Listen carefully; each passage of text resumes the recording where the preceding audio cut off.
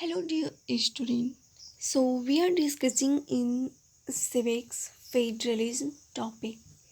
In this topic, we have discussed the language policy. कि India में language diversity कैसी थी और उसकी बेस पे हमारे कॉन्स्टिट्यूशन में लैंग्वेज पॉलिसी को किस तरीके से रखा गया है।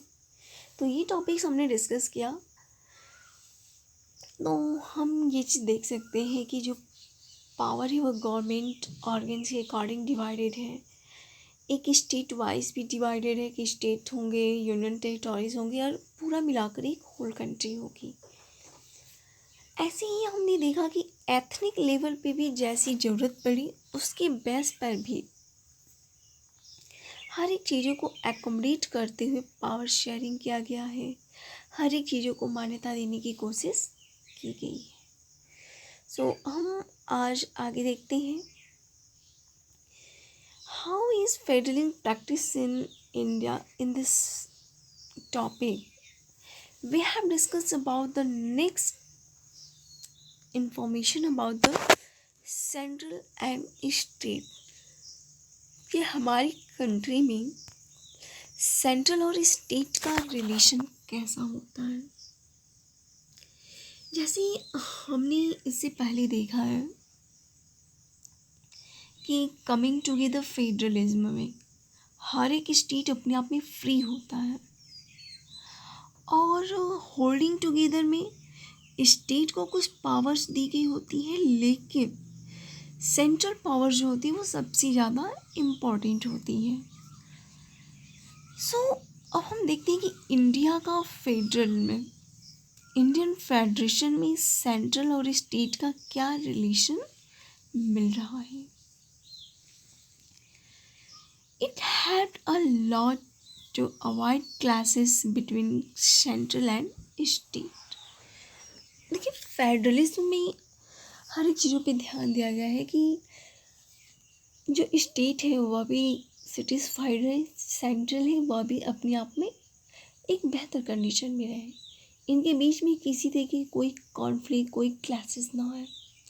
इसलिए हमारी कॉन्स्टिट्यूशन में स्टेट और सेंट्रल की पावर को डिवीज़न के साथ साथ उनके रिलेशनशिप को भी बताया गया है कि कहाँ पर स्टेट गवर्नमेंट ज़्यादा इम्पोर्टेंट मानी जाएगी, कहाँ पर सेंट्रल गवर्नमेंट की पोजीशन बेहतर होगी।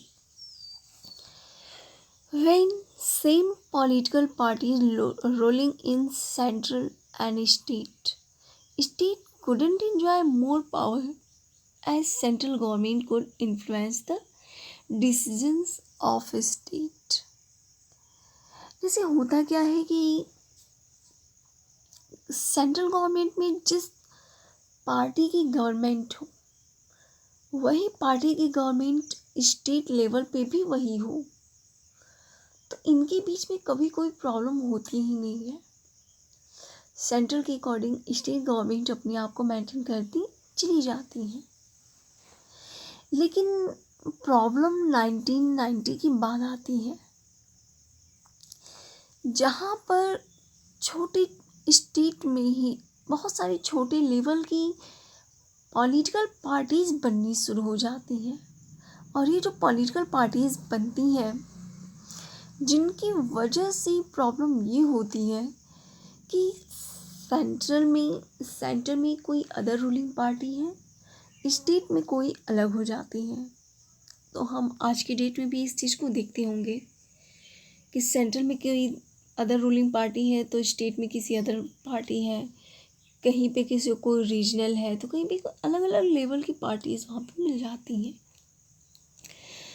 तो ऐसे सिचुएशन में गवर्नमेंट हमारी कैसी होगी, किस टाइप की होगी, इनके बारे में भी हमारी कॉन्स्टिट्यूशन में एक बेहतर डिस्क्रिप्शन दिखाई पड़ता है। जब रीजनल पार्टीज हमारे सामने आती हैं तो वहाँ पर एक कॉन्सेप्ट शुरू होता है कॉलिजन गवर्नमेंट का। कॉलिजन गवर्नमेंट एक ऐसा सिस्टम ऑफ गवर्नमेंट होता है जिसमें बहुत सारी पार्टीज़, दो या दो से अधिक पार्टीज़ एक दूसरे के साथ मिलती हैं और सेंटर में अपना गवर्नमेंट बनाती हैं। जैसे लोकसभा है, लोकसभा में मेजॉरिटी प्राप्त करने वाली जो पार्टी होती है उसी की गवर्नमेंट हमारी बनती है। सो अगर बाई चांस, क्योंकि रीजनल पार्टीज इतनी ज़्यादा हो चुकी हैं कि उनको किसी एक सिंगल पार्टी का बड़े पैमाने पे मेजॉरिटी में आ पाना एक बहुत टफ टास्क हो गया है, स्पेशली आज के समय में।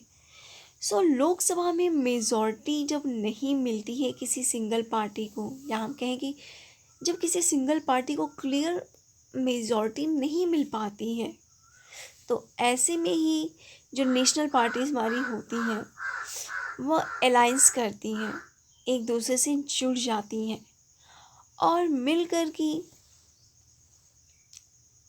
अलायंस, ये तो नेशनल पार्टीज हैं ही, फिर वो कुछ रीजनल पार्टीज़ को भी अपने साथ इंक्लूड करती हैं ताकि स्टेट में भी अपना बेहतर गवर्नमेंट देख सके या सेंटर में भी गवर्नमेंट बना सके। तो इस तरीके से हम देख सकते हैं कि अलायंस करके हमारी एक कॉलिजन गवर्नमेंट को बनाई जाती है। अब यहाँ पर भी कहीं ना कहीं पावर शेयरिंग स्टेट गवर्नमेंट को देने की ज़रूरत बनती है, क्योंकि सेंटर में कोई और होगा और स्टेट गवर्नमेंट में कोई और होगी पार्टी। तो ऐसे में स्टेट और सेंट्रल लेवल की जो पावर होती है उसको पूरी तरीके से डिसाइड किया गया है, और स्टेट गवर्नमेंट को भी बहुत सारी ऐसी पावर दिए जाते हैं जो अपने लेवल पे अपने एरिया को डेवलप करने में हेल्प करती हैं। सो इंडिपेंडेंट डिसीजन लेने के लिए स्टेट में भी स्टेट गवर्नमेंट को भी पावर दी जाती है। अगर हम देखें कि जो रीजनल पॉलिटिकल पार्टीज़ होती हैं ये कहीं ना कहीं स्टेट गवर्नमेंट को बनाने में अपना रोल तो देती हैं, साथ ही साथ सेंट्रल गवर्नमेंट में भी, कि अगर सेंटर में भी अगर गवर्नमेंट बनानी है तो वहाँ पर भी कहीं ना कहीं ये प्रॉब्लम क्रिएट करती रहती हैं।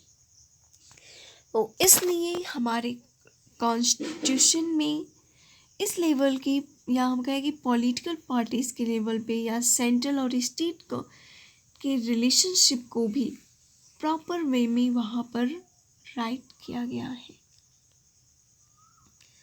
अगली चीज़ हम देखते हैं, अब आते हैं लिंग्विस्टिक डाइवर्सिटी। ये लिंग्विस्टिक डाइवर्सिटी क्या है और हमारी इंडिया में लिंग्विस्टिक डाइवर्सिटी किस तरीके से देखने को मिल रही है।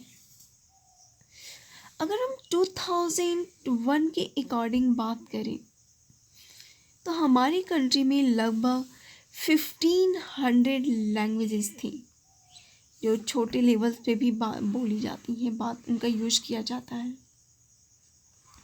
इन लैंग्वेजेस को कुछ कैटेगराइज किया गया है। जैसे हिंदी की बात की जाए तो हिंदी में भोजपुरी, मगधी, बुंदेलखंडी, छत्तीसगढ़ी जैसी आपकी बोलियों को, डायलेक्ट्स को या लैंग्वेजेस को हिंदी में शामिल किया गया है। ऐसे ही बहुत सारी अलग अलग तरीके की, तेलुगु की अलग हो जाएगी, फिर इस तरह से अलग अलग लेवल के लैंग्वेजेस हमारी कैटेगराइज करके बनाई गई हैं। ग्रुपिंग करने के बाद 114 मेजर लैंग्वेजेस हमारी देखने को मिलती हैं। इन 114 लैंग्वेजेस में से 22 लैंग्वेजेस को हमारे कॉन्स्टिट्यूशन की शेड्यूल लैंग्वेज में शामिल किया गया है। शेड्यूल लैंग्वेज का मतलब जिसे हम बार बार यूज़ कर रहे हों, जिसे मान्यता मिली हुई हो कि हम अपनी ऑफिशियल वर्क को कर सकें, तो इनको कहा गया शेड्यूल लैंग्वेज। इंडियन कॉन्स्टिट्यूशन में 22 लैंग्वेजेस को शेड्यूल लैंग्वेज में बनाई गई हैं, जिनमें कोई भी स्टेट या सेंट्रल लेवल उस लैंग्वेज में अपनी वर्क को कर सकती है। सो अगर हम बात करें पूरे वर्ल्ड लेवल में, तो इंडिया के अलावा शायद कोई ऐसी कंट्री हो जहाँ पर इतनी ज़्यादा लैंग्वेजेस बोली जा रही हो। सो डाइवर्सिटी के मामले में देखें तो लिंग्विस्टिक डाइवर्सिटी